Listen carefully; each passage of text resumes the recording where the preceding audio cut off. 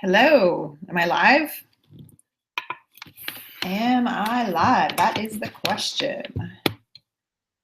Am I live? Am I live? Am I live? Let's go over to the page and see if I'm live.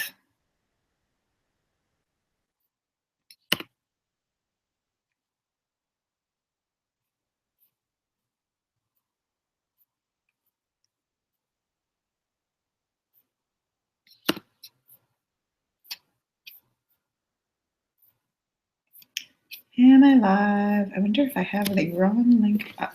All right, I think I'm live. Hello, hello, hello, hello. How is everybody doing? Thank you so much for tuning in. We just sent out a, can you hear me? Hopefully you can hear me okay. We just sent out a note for folks to, oh good, I'm live, awesome. Thumbs up. So we just sent out a note for folks to come join the webinar. So we'll see if we get some folks in here.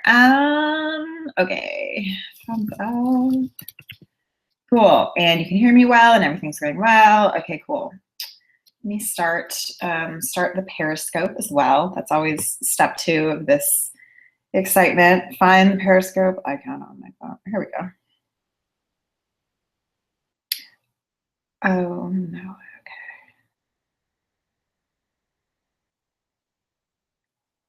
okay. Okay. Just writing in a title for Periscope.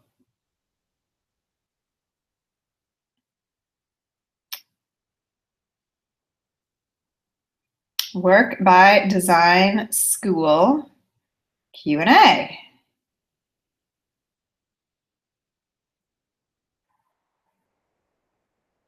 I love how I can't type with an audience.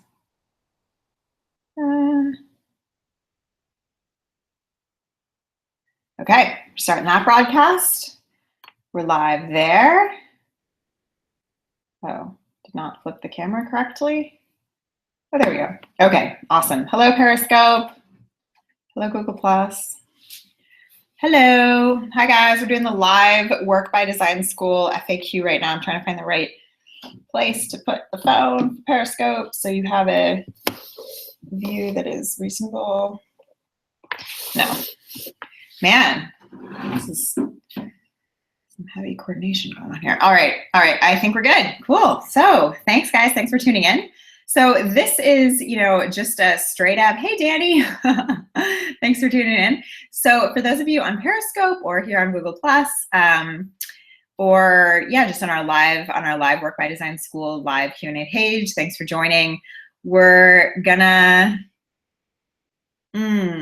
yeah, Tom's saying not too many folks are in here for this. He only noticed the webinar email 20 minutes ago. Yeah, this is kind of it's an off-the-cuff webinar. We'll see if we get a few folks in here. So some folks on Periscope are asking, what is Work by Design School? Work by Design School is a productivity school and system to help you change the way you work. So it's a way to reduce your work hours in half and increase your income. And the enrollment for the school closes tonight, and so this is a Q&A about that. So thanks for joining if you're on Periscope and you don't know what this is all about. All right. So I want to, I got a bunch of questions from folks via email. That is kind of, the goal of this Q&A is really to go through these questions and to take any live questions that people might have. So I think we can just get started by kind of sharing just a little bit about kind of the background to Work by Design School if you don't know anything about it. So essentially, I'm Claire Diaz-Ortiz. I've done a few different things in my career. I was a social entrepreneur in Africa. I was an early employee at Twitter. And these days I'm, an entrepreneur and an author of 7 books. And essentially the thing that I've really cared about in all the sort of different threads of my life and all the the different stages of my career, the thing I've really cared deeply about is working well and trying to find a way to work that is productive and yet fulfilling, a way that keeps you enthused and engaged and enlivened by your work, that doesn't make you feel burnt out and stressed out and overwhelmed all the time. And I think that in the different roles I've had in my career, I have seen how things can go really well in terms of work and then how things can go really poorly. And so I've kind of tried to take these lessons and become a student essentially of productivity. I call it productivity with purpose really what it is. Because I think the term productivity is kind of a dry term, and something that isn't something to aspire towards. There's no point in aspiring to be more productive. There's a point to aspiring towards working less so that you can get more done and live more of the life you want. But productivity in and of itself isn't really an end in and of itself. And so I think that's something to remember. So essentially it was some years ago that I basically started becoming essentially a student of productivity, interviewing anyone I could who was an expert on the topic, reading all kinds of books, and diving into tons and tons of internet rabbit holes. And ultimately learning a heck of a lot and kind of beginning to really use myself as kind of a guinea pig for a lot of different experiments. And that's really what I have been doing for years, and it's what led me to ultimately develop a productivity system that I wrote about in this book that came out about 6 months ago. It's called Design Your Day, Be More Productive, Set Better Goals, and Live Life on Purpose. And this book was kind of my first attempt to explain my system to the world and to share with folks what I thought productivity could do for their lives and what I thought productivity in its best sense really means. So I wrote that book, and then I thought, man, this isn't over yet. And one of the reasons I thought that was simply because so much of the feedback I got about the book was from people saying, what's next? How do I dive in? How do I learn more? How do I take some of these ideas that this book has given me, but really learn to use them in a really, really more powerful, more in-depth way? And so then I organized what I ended up calling the Work by Design Summit, where we brought together 45 experts to talk about productivity, but through 3 different lenses, because I really believe that productivity without purpose and productivity without profit is not really an end in of itself. So the summit was divided into 3 phases: purpose, productivity, and profit. And the 45 speakers spoke on different phases of the summit. And the summit was awesome. We had more than 14,000 of you come and watch the sessions. And it was just an amazing, amazing event. And kind of at the end of that, that's when we've been launching for the last 6 days now, Work by Design School. The doors will close tonight. We'll probably open up again maybe once more in 2016.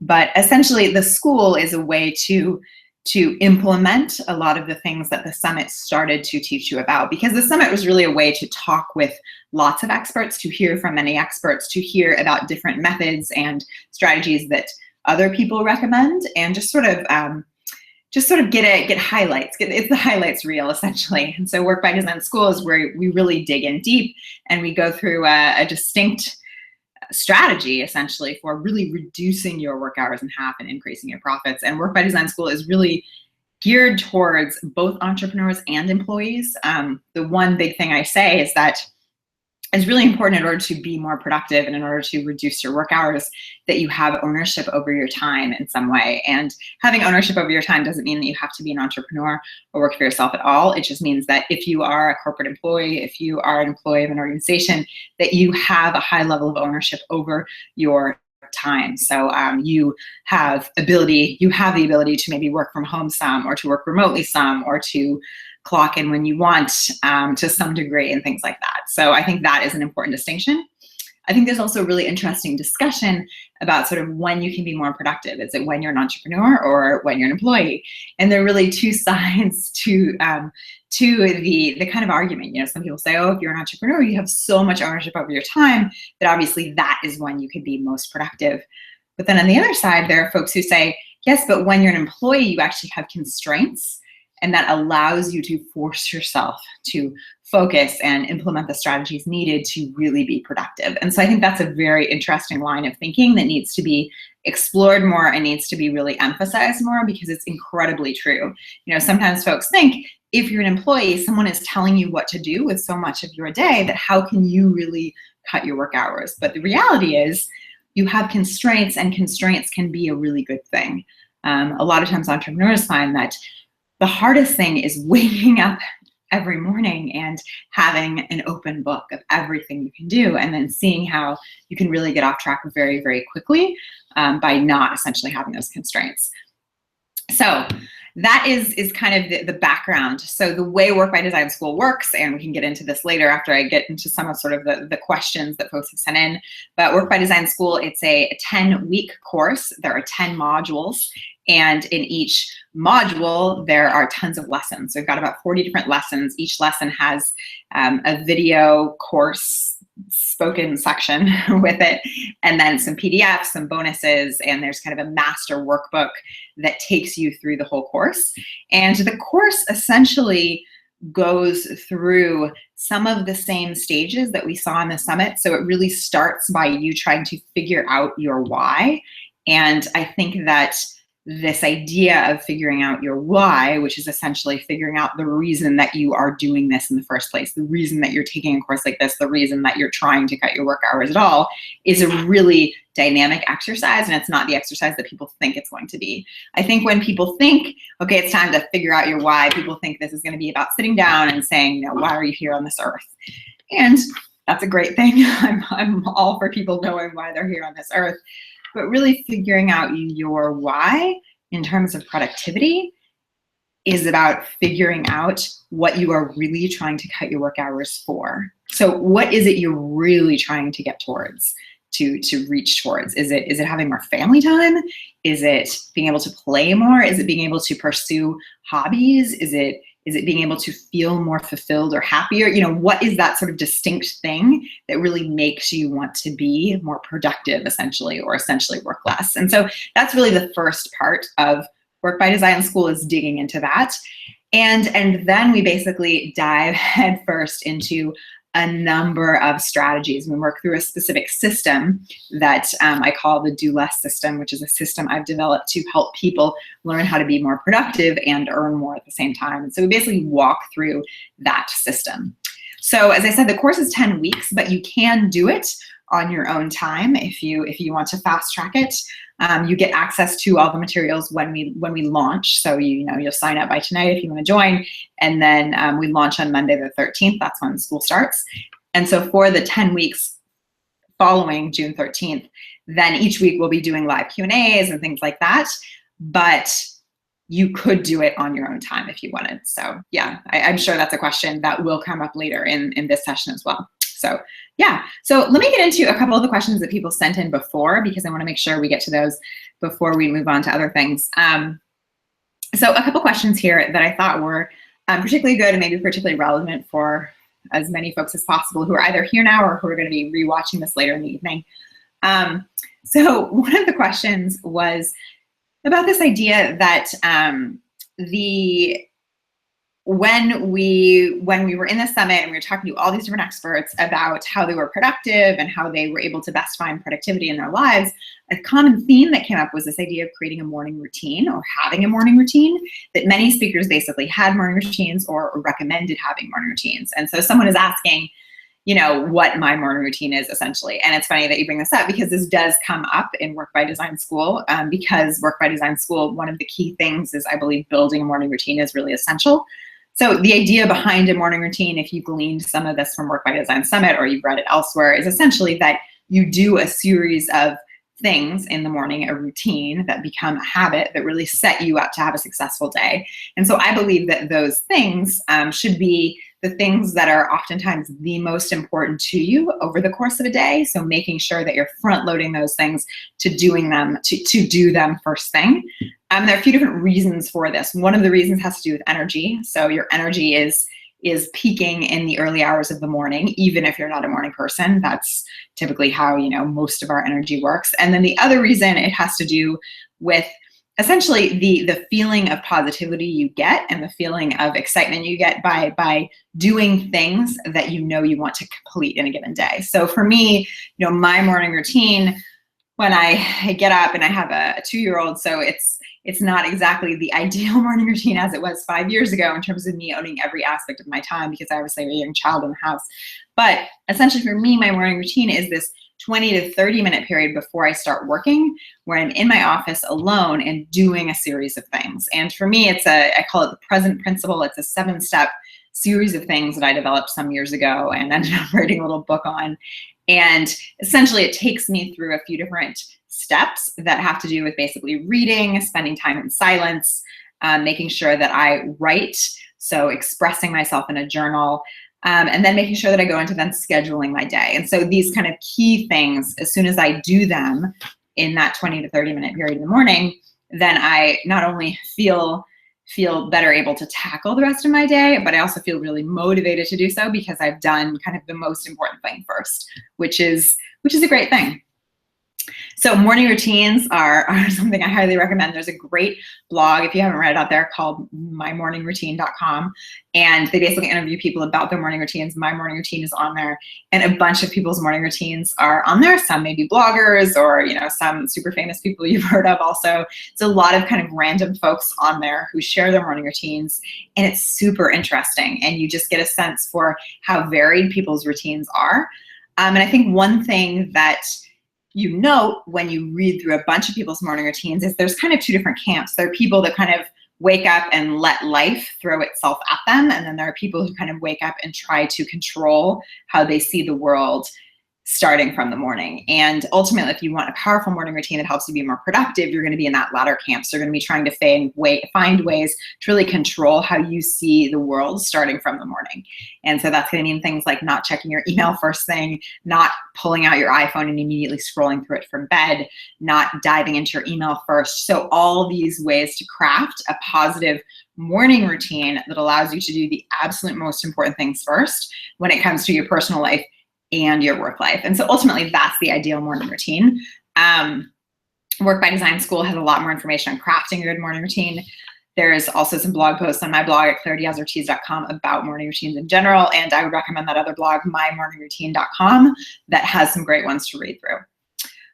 Someone's asking me how I sleep 10 hours a night. So that's an interesting question. So one of the things I tell people is, I think I'm a very productive person, and it's not because I only sleep 3 to 4 hours a night, which is kind of what you hear from a lot of people who are able to get a lot of things done. And in contrast, I actually sleep an enormous amount. I think I sleep more than anyone I actually know.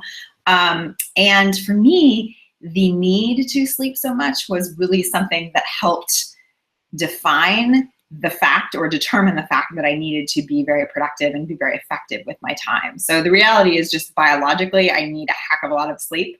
I wear one of those trackers at night, so I'm pretty accurate with how much I actually sleep. And in a good week, if I'm on track, I'm really getting about 9.5 hours of actual sleep time according to that tracker, which means basically being in bed about 10.5 hours a night, which is an awful lot of time, especially in a world where the vast majority of Americans sleep less than 7 hours a night, and over half of them sleep less than 6. So it's a lot of time in bed, and it means that I definitely have to sacrifice other things in my life.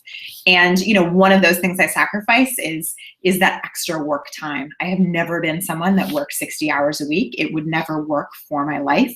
And so I've never allowed that to sort of creep in. And I think what's interesting is that you realize when you have some need like sleep, or maybe you've got little kids, or you have some need that forces you to do everything in less time, that you realize that it is possible. And I remember speaking to Laura Vanderkam, who's this time management expert who's written a bunch of books, and she said, one way to really figure out how much time you have is to do something really fun, bring something really fun into your life, and even in a busy season, right? And see if you have the time for it. And I was like, what do you mean?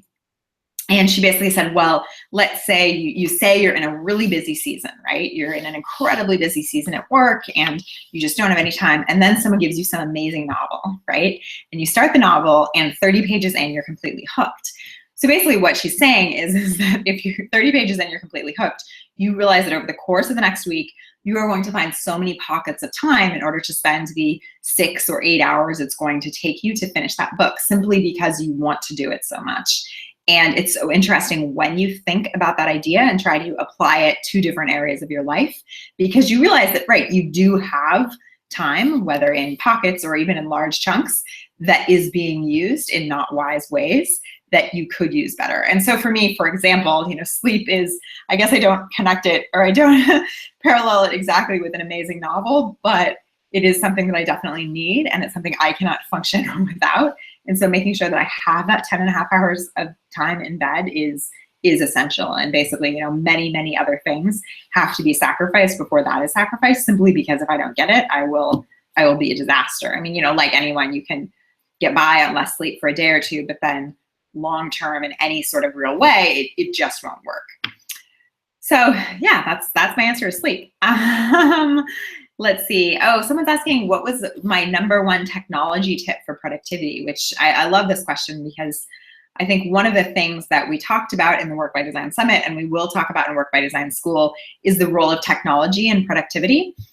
Because the reality is, we think of technology a lot of times as this tool for productivity. We think it's made us more productive. It's made things happen quicker. You have your phone dinging and all these things happening, and you can get things done at lightning speed in a way that you couldn't a generation ago, when you had to call someone and, you know, call them back and forth, or write some letter and take it to the post office and all this stuff, right? But the reality is that really the reality is the opposite. The technology is making our brains distracted. It's preventing us from focusing, so focusing and doing deep work, and it's making us basically be always multitasking, so always doing 2 things at once. And if you have ever heard this, it's an important thing to remember. Multitasking isn't actually doing 2 things at once. What it actually is, in terms of what your brain is doing, is switching between 2 things really quickly. So multitasking is incredibly ineffective. One of the reasons for that is when we switch between 2 things, it can take our brain up to 25 minutes to catch up to the new activity. So multitasking, when you're going back and forth between things, you're ultimately just never focusing very well on one thing at all. And, you know, it's essentially a nightmare for your brain, a nightmare for your task at hand, and it just doesn't work. So the internet, as many sort of books on technology have written about, is basically kind of making us dumber. Because of the way it untrains our brain to focus. And so this is why, if you've ever done what's called a digital detox, where you take a day or a week even off the internet or off your phone, you realize that at first you can kind of even feel shaky in a way, because the calmness is strange to you. That feeling of not having constant stimulation from email and tweets and text, and constantly being able to do something in a sort of slight dead moment. When you don't have that, you kind of don't know what to do, and it's this incredibly strange feeling. So that's just one reason to take a digital detox. It helps kind of rewire your brain. Essentially, all this to say, though, what is your #1 technology tip for productivity? My absolute favorite thing that you should download is a program called Rescue Time, rescuetime.com, I think. And Rescue Time is basically a program that works in the background on your computer to tell you everything you are doing on your computer in a given day or a given week or a given year. So you just download it. It runs in the background. There's a pro version and a free version. I would recommend the pro version highly. It's, I think, around like $5 a month, maybe it's like $60 a year, something like that. And basically what it does is it tells you exactly what you're doing. So, you know, I could log into it right now and it would tell me, you know, it is 9:28 p.m. right now in Argentina, and these are the things that I have done all throughout the day. It would say, you know, today you spent 45 minutes on NewYorkTimes.com on this particular article about, you know, the shocking Stanford rape case. It then would say, you know, you spent 30 minutes on kayak.com researching flights for a flight you have to take in August. It would then say you spent 1 hour and 39 minutes on Gmail, specifically on this one email, and then it would give me the link to that so I could even see what email I was really working on. I mean, these are just examples, right? Well, some of those aren't examples. Some of those are actually things that happened today. But suffice it to say, basically gives you a sense of exactly what you're doing. And the pro version, which the other factor about the pro version that's really great, is it also prompts you to input your offline time. So when I came to come do this webinar, it prompted me as soon as I opened my computer to say, what have you been doing with your time now? And so I could have said, if I had been working in the last 2 hours before this webinar, I could have said that in some way. Instead, I was playing with my daughter and eating dinner and that sort of thing, right? So I didn't want to track that, because I just used the program to track my work time. But it's really great. And, you know, one of the things we started to talk about in the Work by Design Summit, and one of the things that we dive into really deeply in Work by Design School, is this idea that you really cannot make changes to your productivity and to the way you manage your time unless you know how you spend your time. And so tracking your time is the absolute first step to essentially making any real positive change. And so learning how to track your time, it's not difficult, I would say, but you do want to follow a few rules in doing it. And basically tracking your time and doing this experience for a couple weeks of tracking all your time, and then long-term by using a program like Rescue Time in the background is going to give you incredible insight that's just going to be really, really useful long-term. So I would absolutely recommend Rescue Time. There is another program for iPhone called Moment, which tells you how much time you've been spending on your iPhone, which is also useful. And the reason this is so useful is that a lot of us think about the time we spend on work. Many of us could even probably calculate in our head how many hours we think we work a week, but we don't factor in the time we're actually on our phones. And this obviously depends to what extent you have applications or email on your phone. One of the big things we talk about in Work by Design School is reducing what you actually have on your phone, because it turns out that most of us aren't that effective on our phones. Instead, what we do if you have email on your phone is you basically use your phone to read email that you are then going to read email again on your computer, probably multiple times before responding. So a lot of times we don't use our phones very effectively, so it doesn't even make sense to have certain things like email or certain applications on our phones in the first place. But suffice it to say, a program like Moment, you can download it to your iPhone, will at least tell you how much time you're spending on your iPhone each day, on your smartphone, because knowing that is part of trying to make change. I was very surprised when I started using it to see how much time I was spending on my phone, because I did not realize that all these sort of short breaks could add up to so much. And I found in my own life it really differs widely if I'm traveling versus if I'm working from home in a given day. But I mean, in a day of travel, let's say, or when I'm at a conference, I can be spending many hours on my phone and not realizing how much time it's adding up to. So those are, well, the main tracking tool you should get is Rescue Time, and then you should look into Moment or another one as well for your phone. Okay. So someone is asking specifically about Rescue Time. Do you have any suggestions on how to track employee time versus entrepreneurial time? Yeah, I mean, so Rescue Time, it will do that immediately. So you just get the pro version on Rescue Time, and basically it asks you what specific categories you want to be tracking. So what you can be doing when it prompts you to say what were you doing in the last 2 hours, Stacy, who's asking this question, you could easily say, entrepreneurial work, click that button, versus employee work offline. So that's one really, really clear way to do it. Yeah, I love that. Another thing that I have not found this useful in my personal life, in my own life, I should say, but many entrepreneurs do recommend this, is basically keeping different devices for your entrepreneurial work versus your employee work. So let's say you're an employee, but you're also doing some sort of side hustle thing on the side. Many people suggest the idea of essentially having a separate laptop, a separate computer, and potentially a separate phone to manage those two things as a way to not only sort of manage your time best to account to your employer, but also to manage your own personal time in terms of your productivity on both projects. I've never found that to be necessary, but that is one suggestion. Okay, let's look at some more questions. Okay, so I got a lot of questions on my favorite books and resources, outside resources and productivity. So I want to go through some of these books here. I have a stack of them to kind of go through just a few of my favorites. I say a few, I think I have like 8 here. I'm going to go through quickly. I love reading material about productivity and energy management and kind of living better. And so I've pulled out a few of my favorites here. And I think what you'll find interesting is these aren't just a bunch of books about like how to manage your time. They're books about a wide variety of issues that relate to time management. And I think that's really important because, the Work by Design Summit and again, Work by Design School, it's this idea of designing your work life. It's not just about being productive for productivity's sake. It's about designing a life that is the one that you are proud and happy and fulfilled to lead. And there are many different aspects of your life that go into designing a work life that works essentially for you. So I just want to go through a few of these. So one of my favorites is this book called Essentialism by Greg McKeown.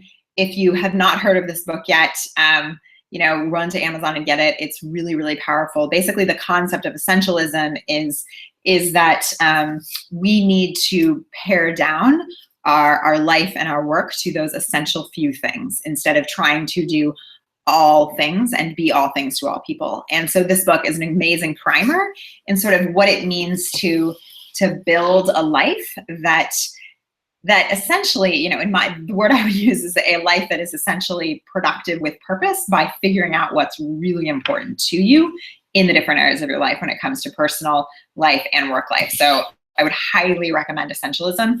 I also, Greg McHugh and I ended up doing a year-long course with him, like a life retreat thing. We would meet every 90 days, and it was really, really powerful in terms of taking this idea to the next level and just really thinking about all over the place in my life and where do I need to be more of an essentialist. So I would highly, highly recommend this. This book is from Laura Vanderkam. It's called 168 Hours. Laura Vanderkam was one of the speakers at the summit, the Work by Design Summit. She's a time management expert. She has a number of books, and this is, I think, one of my favorites and her real primer on time management. Essentially, the idea is that we all have 168 hours in any given week, and how we spend it not only how you spend it not only will probably surprise you, but how you spend it is really, in her mind, really much more up to you than you give yourself credit for. So, you know, many of us, we do a lot of complaining and a lot of blaming when it comes to our time and when it comes to how busy we are. And so in reality, taking ownership of your time is something that is possible for all of us and is very realistic when you first start to break down how you're actually spending your time. So how you're spending your time is the first step to really finding all that time that you're essentially losing. So I highly recommend this book, Laura Vanderkam, 168 Hours. Okay, another book I really love is called In Praise of Slowness by Carl Honore. And this book is a really interesting book that basically talks about the idea of, the subtitle is Challenging the Cult of Speed. So Carl Honore, he has a great TED Talk too, if you want to watch that. It's a quick TED Talk about the slow movement. And basically he is kind of the father of this sort of modern slow movement. Maybe you've heard of this idea of slow food, right? Where, you know, instead of going to get fast food, you want to get slow food that is local and, you know, carefully and conscientiously made. And that isn't something that you can microwave right now, but it's something you can really savor and enjoy.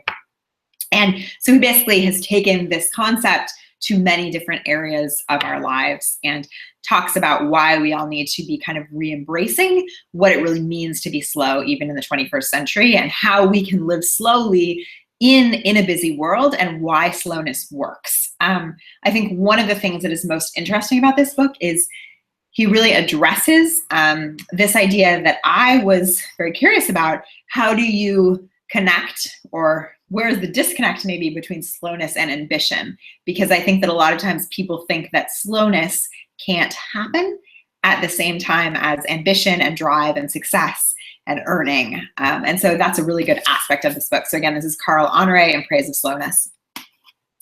Okay, another book, and again, these are some of my favorite productivity books, but I hope you're getting the sense that these are really books from different aspects of your life and well-being. These aren't time management books, really. These are books that give you kind of a whole life perspective on what it means to really be more productive with purpose. And, you know, this is the type of content. We'll do a lot of the, you know, systematic productivity, do this content in Work by Design School, but we'll also do a lot of this sort of life stuff, because I believe that productivity is really about pulling together purpose and pulling together profit at the same time. So I kind of think of productivity as only being successful if it's bookended by those two things. So on the one side, purpose, and on the one side, profit, right? So basically knowing what you're here for your purpose, and then being able to earn what you want to earn so that you can have the freedom that you want. So this is another good book. This is called Internal Time. And this is a fascinating book, basically all about this idea of chronotypes. So if you've never heard this word, essentially we all have different chronotypes. And a chronotype, basically, kind of in layman's term, it means, are you a night owl or a morning person, right? And so this book is fascinating when it comes to you understanding how your biology has affected your life and the way you work, and even the way you went to school as a kid and all this kind of stuff. So, you know, there's one great anecdote I remember in this book that I thought was just super illuminating in the very beginning, where it talks about how you're looking at a kitchen table. Let's say, you know, you walk into someone's house and they've got a kitchen table of 3 teenagers, and it's 7:30 in the morning and the teenagers are eating their cereal, and the 3 teenagers are in totally different states. You've got one who's got his hair in front of his face with his sweatshirt over his head, and he's lying down and he's being really gruff and he's mean to his mom and all this. You've got another one who's like, you know, some girl like perky, like looks perfect with her hair flipped and is all excited and ready for the day. And then you've got another one that's kind of a bit groggy, but is like trying to eat faster and get in the carpool or whatever as quick as possible. And basically it's just this kind of image in the beginning of the book that is trying to convince you that, hey, the three teenagers you're seeing here, they're not bad versus good versus sort of good. These teenagers, like what is happening in this scene has everything to do with chronotypes. And I thought it was so fascinating to realize, because particularly with teenagers, especially who need a lot of sleep, the fact that if you're not a morning person and you're supposed to be at class at 7:41 for when the bell rings or whatever, it can be really, really destructive to your, basically your intellectual life as a teenager. So this book, Internal Time, I mean, it obviously goes way beyond teenagers, but it talks about all kinds of fascinating things related to time and space in terms of our sleep and our biology. So, you know, a big section on sort of morning people versus night owls, another huge section on jet lag and what jet lag kind of does to you. So I just found this book totally fascinating. And it's a pretty easy read because it's broken up into a lot of short chapters. So it is a little bit sciencey, but it's an easy science one. Okay, we kind of talked about sleep a little bit there. And this is a new book by Arianna Huffington, The Sleep Revolution. And I would highly recommend this. This is a little bit denser, but it's also full of her stories. And I mean, you can just see how many pages I, folded down here because I just loved so much of it. So much information in here about sleep. And, when it comes to productivity, there is almost nothing you can do that is as important as sleeping enough. You've probably seen some BuzzFeed articles sharing this headline, but basically the reality is if you are sleep deprived, you are worse on the job than if you had like 4 beers. So it's really incredible kind of what sleep does to mess up your brain and to make sure that you are not productive in any way at all. So making sure you get sleep and making sure that that's a priority is really essential. And I think that when we think about productivity, that is oftentimes the absolute last thing we think about, simply because many of us assume that, working 80 hours a week, you will be more productive than working 40 hours a week because you'll be getting more done. And thus the way to work 80 hours a week is to sleep less. When in reality, that is pretty much 180 degrees off from the truth, because the truth is that rest and restoration are absolutely essential ingredients to true productivity. So this book by Arianna Huffington, The Sleep Revolution, is just a great kind of primer into sleep. I've read a lot on sleep, but even if you haven't, you will learn so much from this and you won't need to know all that background stuff to dive into it. And one fascinating tidbit from this book that was totally surprising to me, Arianna Huffington has never taken a sleeping pill. Isn't that fascinating? That's like really interesting. I could not believe that. Someone saying on Periscope that she had the audio on that for my husband. I mean, it's a great book. I really recommend it. I've read a lot of her works and I like how she's able to really bring personal stories into science or politics, whatever she's writing about. And she does that really well here. But can you believe that? Has never taken a sleeping pill in her, I mean, she's like 65 or something, never taken a sleeping pill. I am so impressed by that. So another book that I absolutely love that I think has everything to do with productivity when it comes to purpose is this book, which I'm betting that you have never heard of because I tell people about this book a lot and no one has ever heard of it. So it's called Slowing Down to the Speed of Life, How to Create a More Peaceful, Simpler Life from the Inside Out. And that's funny, this is actually an autographed copy. So I read this book for the first time when I was a teenager. And at the time I was dealing with some kind of like emotional breakup from a boyfriend or something. And I was really trying to stay in the now and not start thinking and worrying about the future and ruminating on the past. And so I read this book. It's basically a way to, to kind of work in my own sort of mental health thought patterns, right? And so for years, I thought of this book as just being for that purpose. Essentially, the premise of the book is that most of us spend all our lives thinking about the past or thinking about the future and not actually experiencing the now. So you listening to me right now only a small part of your brain is actually focused on what I'm saying or focused on what you are receiving from what I'm saying. Instead, probably what you're doing is you're worrying about something that might or may not happen tomorrow, probably won't happen tomorrow, or you are regretting something in the past or ruminating or going through, once again, something that happened days or years or months ago, whatever it may be, right? So this book basically teaches you to not do that. And it is a book that I read every few years. I think there are always books like that in people's lives, and this is one of those books for me. And every time I reread it, I get new things out of it. And so essentially when I really started on this intense productivity journey about 5 years ago, and I went back to reread this book, I realized how much of this connects to the idea of productivity with purpose. There is a statistic about sort of productivity and focus, which maybe you've never heard, that when you are doing any given task, so you listening to me right now, on average, only 53% of your attention is spent on that task, on that action. So you listening to me right now, only 53% of your brain is actually caring about what I'm doing. The other 47% is, thinking about the past or thinking about tomorrow. And so that has everything to do with this and everything to do with the power of focus and why focus matters so very much when it comes to productivity. One of the big things we talk about in Work by Design School is that, the number one reason people work too much and work 50 hours a week or even 40 hours a week, which is obviously a normal work week, but I believe is way more than most people actually need to work to get good work done. The main reason is simply because people aren't focused when they do the work they do. And, that's not a blame thing. It just means that the way our brains are wired, and particularly the way our brains have become adapted to technology, means that most of the time we are not actually focusing on what is at hand at all. Instead, we have 53% of our brain on average focused on what's happening at hand. And a lot of the time we are quote unquote multitasking. So again, multitasking is not actually multitasking. What multitasking is switching back and forth between two tasks very quickly, right? And if you know anything about switching between tasks, you know that is incredibly ineffective. It can take up to 25 minutes for your brain to adjust to the new task. So let me just paint a typical picture for you of me at work 5 years ago, or you at work today, or anyone at work tomorrow, right? You're sitting at your desk. You've just gotten to the office. You've got your big cup of coffee. Someone's saying working with an infant on their lap is not productive. Exactly. Working with infants is never productive.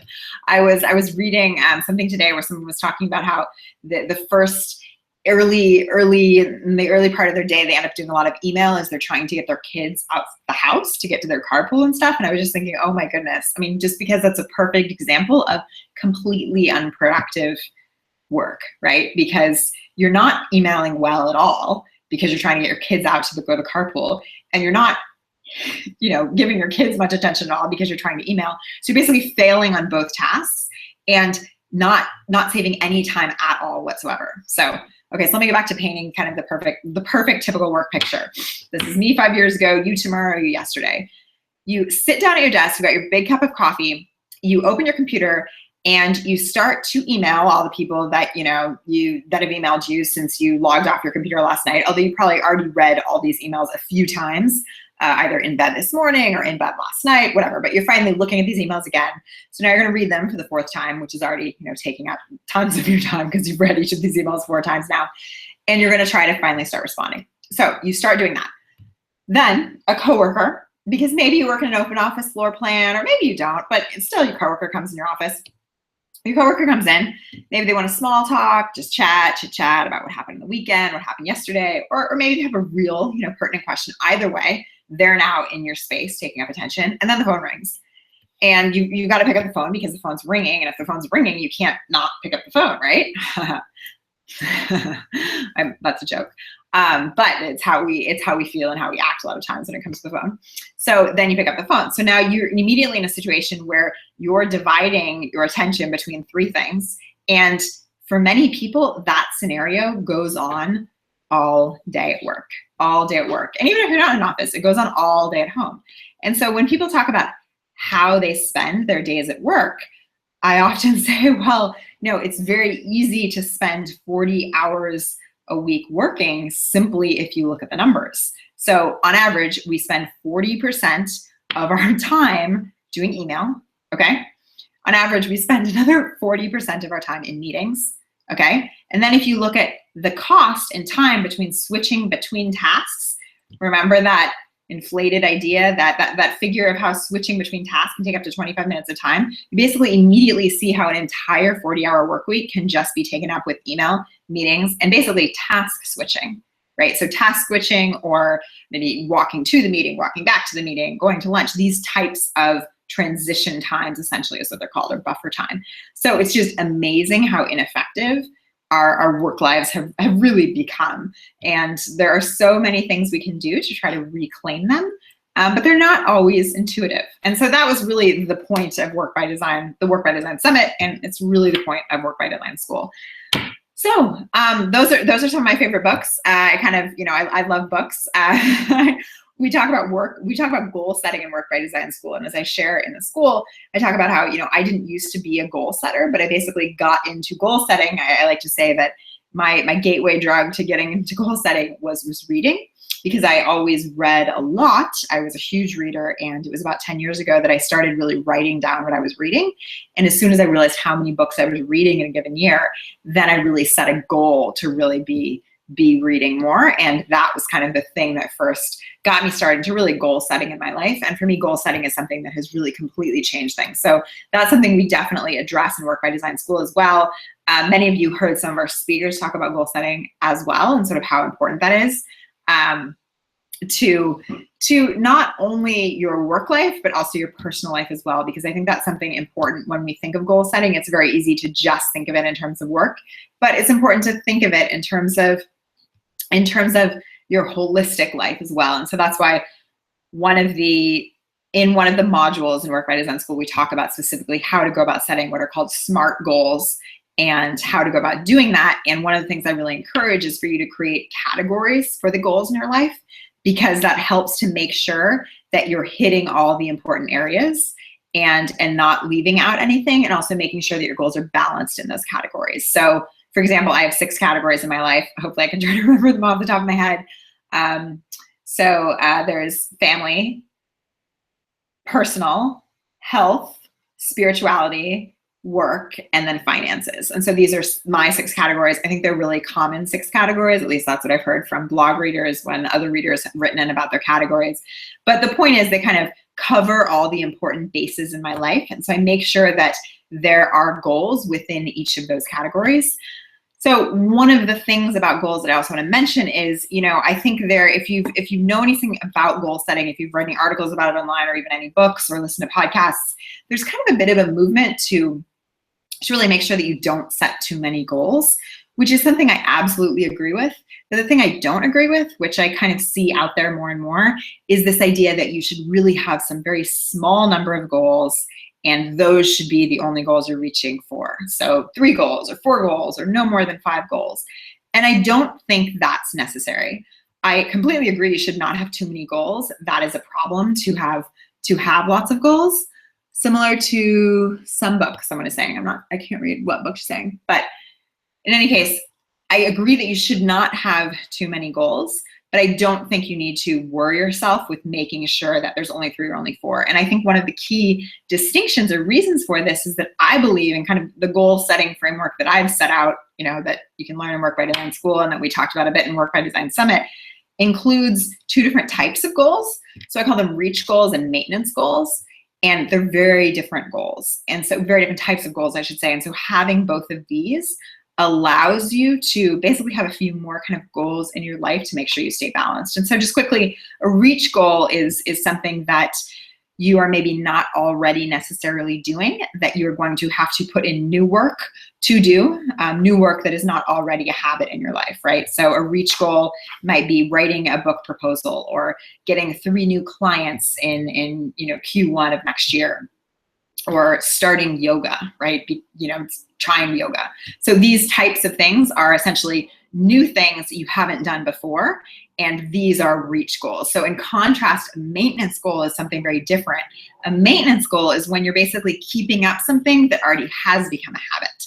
And sometimes depending on the person, one person's reach goal can be another person's maintenance goal. So I shared the example of a reach goal maybe being starting yoga class, right? So a maintenance goal in someone else's life could easily be going to my yoga class once a week or twice a week or however much it might be. So a maintenance goal I think is really important to have, because having it and making sure you write it down, because the importance of writing down goals is really essential.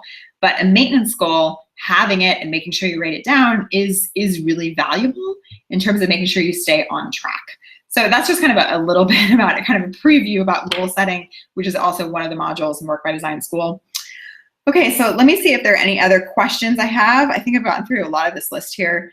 I think I've gotten through a lot of this list. We're coming up at the end of the hour, so I don't want to take you guys too long. Does anyone on Periscope have any new questions that I haven't yet answered? Thanks so much, guys, for tuning in up there. Hope you're doing well. I said up there because the phone is like slightly above the computer. Oh, okay, great question. What are your thoughts on big, hairy, audacious goals? I think that's a fantastic question. So one of the kind of goal setting ideas out there is this idea of having a BHAG. It's called a big, hairy, audacious goal. And a big, hairy, audacious goal is not at all something you're going to accomplish in the next year. It's probably not even something we're going to accomplish in the next 5 years, but it's something that you want to accomplish long term. And I absolutely love the idea of a big, hairy, audacious goal. The issue comes in when you start to put it on your annual goals list without breaking it down into smaller steps that are relevant for the year ahead. So let's talk tangibly. So I have a friend who's written very clearly online about her goal of, many years ago, her family had a goal. This is Crystal Payne at moneysavingmom.com. Many years ago, her family had a goal to pay cash for their first house. It was a big, hairy, audacious goal at the time. Her husband was in law school. They didn't have a lot of extra income. And so this was their big, hairy, audacious goal. And she, very clearly said, hey, but we couldn't do that all at once. We couldn't do that even the next few years. It was going to take a long time. So what we have to do is we've got to break it down into small pieces, into baby steps. And so that's really what you've got to do, no matter what your big, hairy, audacious goal is, to pay cash for a house, to adopt a kid, there's so many, to start your own business, whatever it may be. You've got to break it down into smaller pieces and then make sure that those smaller pieces fit and are still relevant into your current life. So one of the key concepts of goal setting is this idea of SMART goals, which I mentioned quickly, and let me just go into them a little bit more here. So SMART goals, it's a concept created by this guy, Paul Meyer, and essentially it's an acronym, and it means that a goal, for it to really be smart and not dumb, it should be specific, measurable, actionable, relevant, and timely. And so basically when you think you have a goal in mind for your year or season ahead, you need to be going through this checklist to ensure that your goal fits all of those boxes, ticks all of those boxes. And if it doesn't tick those boxes, then you've got to either tweak your goal so that it ticks those boxes or not do your goal in the year ahead. So for example, a big, hairy, audacious goal is not a SMART goal because it's not something that you can do right now. It's not something that you can reasonably complete in a year or in 6 months.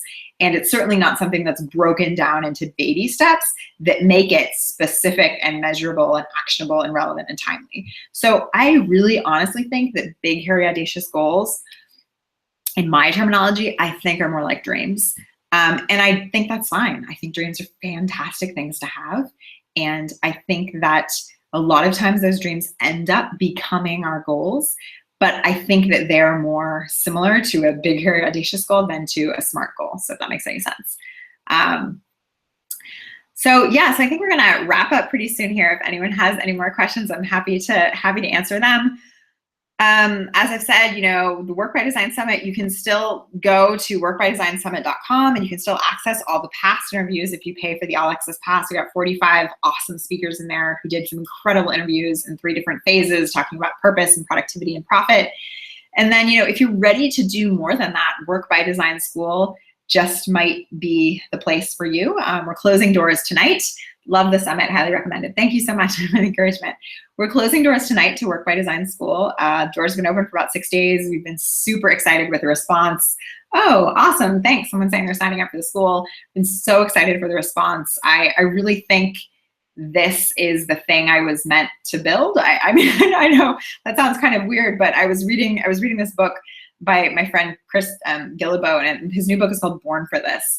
When I was reading it a couple months ago, I was already planning. I was already deep in the planning of Work by Design School and doing all these video modules and creating all this content. And I realized as I was reading his book, I thought, I think this is one of those things that you say like, yep, I was born for this, building this school. It just kind of brings together a lot of passions in different areas of my life and career.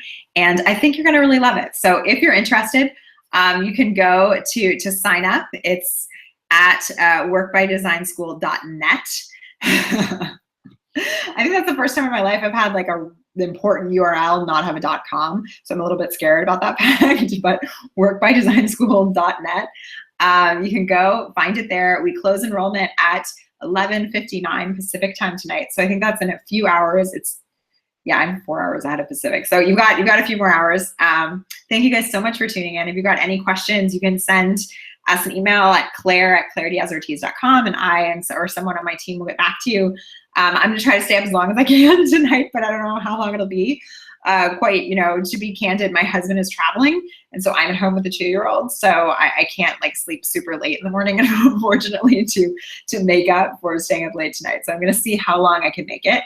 And just thank you so much for tuning in. I mean, honestly, the summit just was, for those of you who watched the summit or were at the summit, it just totally, it blew me away. I mean, and I planned it or whatever, but I still just felt so blown away by it. And I think so much of what I was blown away by was just your guys' enthusiasm for it. I mean, 14,000 of you came. That was awesome. And some of the emails we got were so freaking sweet. And obviously we got some, bad emails too, because people couldn't load videos and, all kinds of that stuff, which always happens, right? But, we got such nice feedback. And it was just so fun, and I learned so much. And some of those videos I watched like so many times. If you haven't gone back and watched if you already have a pass so that you can go back and watch a few, I would highly recommend rewatching Emily Freeman's video. It's one of my all-time favorites. I just loved it. Another one I loved was the one with Laura Vanderkam, and then one with Chris Bailey. Those were great. I mean, they were all amazing, but these were just sort of 3 videos that I particularly loved. So yeah, guys, thank you so much for being here. I'm so excited to launch, I guess we're closing the doors, so you don't say launch anymore, to close the doors to Work by Design School. I mean, I don't want to close the doors, but you have to kind of close doors to then open them again. So Work by Design School will close the doors tonight, and then we'll probably open again one more time in 2016. But yeah, no word on exactly when that'll be yet. We'll see. So thanks so much for tuning in. And again, if you got any questions in the next few hours, shoot us an email. Oh, and the big thing, the coupon code. For those of you who were participants of the Work by Design Summit, you have a coupon code. So participants, you just watched it essentially. You didn't have to sign up for the All Access Pass or anything. But you have a coupon code, and the coupon code is WBD10, the number 10 off, and you get 10% off of any of the levels in Work by Design School. So that's WBD10OFF. And so that's something that's totally worth taking advantage of if you're, thinking that this might be right for you. So thanks guys. This has been so much fun. Thanks to the, bunch of you that are around. This is awesome. Talk soon. And yeah, thanks guys. Have a great night. Bye. This is my apple. Thumbs up to you, Periscope. And thumbs up to you, Google Plus and live chat going, Hangout, etc. people.